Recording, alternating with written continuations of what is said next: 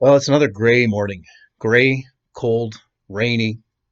I actually can't tell whether it's rain or snow out there right now. It's just disgusting. It's really what it is.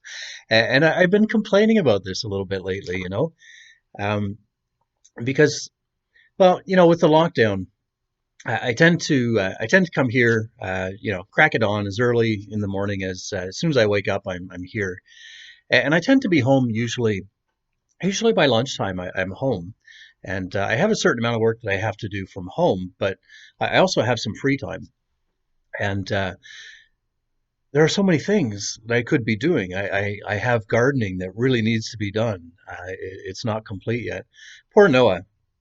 There's not a lot of physical outlets for him. I mean, we can't go tromping through the woods and climbing Dundas Peak or any of that kind of fun stuff. So one of the few things he has left is the trampoline. And so every day I hear this question over and over and over again. Dad, let's go do the trampoline. Let's go on the trampoline. Come on, Dad. Come on, Dad. And I try and do it at least once a day, often more. But it's just not fun when it's just cold and nasty out, because after about a minute or two of jumping out there in bare feet, my feet start to get cold, and of course they hurt, right? You know how you get all sensitive when you get cold. So, and then they start going numb afterwards, and then that's just not good at all. Um, so anyway, the point being that I complain about the cold because I have on the one hand this freedom of having some more time at home than I normally do have, and yet that freedom is taken away because I can't really go outside and do the things that I want because of the weather. Now, Kyung-Soo quite rightly points out that my complaining is rather hollow, and she's right. In the grand scheme of things, I mean, all the things that humanity has had to complain about over the years, wars and droughts and famines and all kinds of things, for me to say, well, I can't really enjoy jumping on my trampoline in my backyard because my feet get cold. It's yeah, it's pretty sad. But at the same time, it's real, and I'm struggling a little bit with this weird freedom that we have right now, where we tend to have a little bit more free time than we normally do, but we're not able to, go shopping or go out to dinner or even just walk in the park. So we've had freedom given and freedom taken away.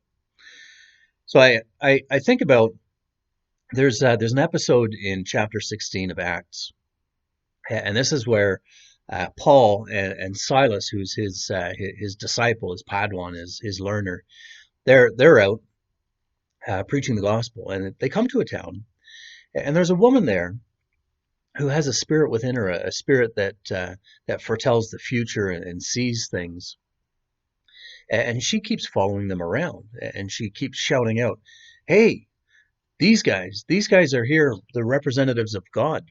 They have the spirit of God within them, and they're telling you how to be saved. You ought to listen to them." Now, on the one hand, you might think that it's good for a traveling preacher to have their own fan club following them around, basically proclaiming, "Hey, you ought to listen to these folks." But it gets in the way of their ministry, and so at some point after a couple of days, Paul turns around and he rebukes the spirit and casts the spirit out of this woman, just to get some peace and quiet to do their work.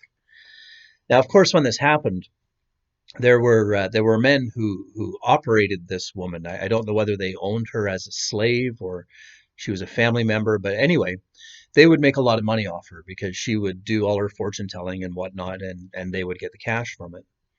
So they're quite upset when Paul cast this spirit out, and they ran to the city magistrates and said, "These guys, they just took away our livelihood. We can't make any money now. You got to throw them in jail." And so we see that's what happens. They get thrown in jail, and while in jail, they're singing songs to God, and then suddenly there's an earthquake, and the jail doors spring open, the chains fall off. But they don't run away; they stay. The jailer comes running in, and he doesn't see them at first. He just sees the chains on the floor, and he thinks, "Oh man, like." I've lost all my prisoners. So to kind of avoid the shame and the repercussions of that, he wants to kill himself. But then Paul says, "Hey, hey, don't worry about it. We're right here." And then he joins in with the hymn singing, and he becomes saved. And then in the morning, the magistrates they send word to the prison saying, "You may as well release these guys now. That it's okay. They paid their due." To which Paul responds back, and he sends the messengers back to the magistrates and says, "No, that's not good enough. We're Roman citizens. You imprisoned us without a trial, so you better get down here and apologize." So it's quite a soap opera, quite a drama, this story. There's a lot going on here, and all of them to me are they're themes on freedom. This woman, she was walking around free because she followed Paul and Silas for a couple of days, so she was free, but she was constrained by a spirit. Paul threw the spirit out. She was free from that. She was also constrained by these other men who were making money off her. I don't know if she was set free from them because she no longer had any use to them, or whether they just decided to use her in a different way. That's not really explained. But there's freedom and there's not freedom. There's freedom granted, freedom taken away. The jail episode, Paul and Silas are in jail. They're not free, and yet when we see them, they're acting like free men. I mean, what are they doing? Exactly what they did on the outside. They're preaching to everybody else in there. They're telling them about this Jesus and what he's done and God and who God is and this avenue that's been opened up to God through Jesus. So they're acting as though they're free. They're singing songs. I mean, they're in there singing songs. So they're not free, and yet they're free. And then there's an earthquake, and the jail doors spring open, and the chains fall off. And they are free. My chains are off, and I've been set free. This is what the hymn says. And yet they don't choose to leave, right? They stay there because they're kind of like, well, we were already free anyway, so this is all just window dressing. Then in comes the guard who's a free man. I mean, he's employed, he's got a job to do, but he's free. He was, not in jail. And yet he's ready to kill himself because he's afraid of what's going to happen because he thinks that the prisoners are gone. So he's free, but he's not free. He's so not free, he's about to kill himself. And then he gets set free again in a different way because when he stays and starts singing and joining in the worship, his spirit is freed by God. And then we have the magistrates. So that they're the city rulers. They're in charge of everything. They have the most freedom of everybody. And yet at the end of the story, they're forced to come down to the prison and grovel before a couple of dirty prisoners. So there's all these weird themes of freedom, and it becomes hard to comprehend then what is freedom. Is freedom our physical circumstance, or is freedom an attitude? Is it a knowledge? I came across this poem the other day, and it's by Victor Hugo. He writes this: "Be like the bird, who, halting in his flight on a limb too slight, feels it give way beneath him, and yet sings, knowing he hath wings."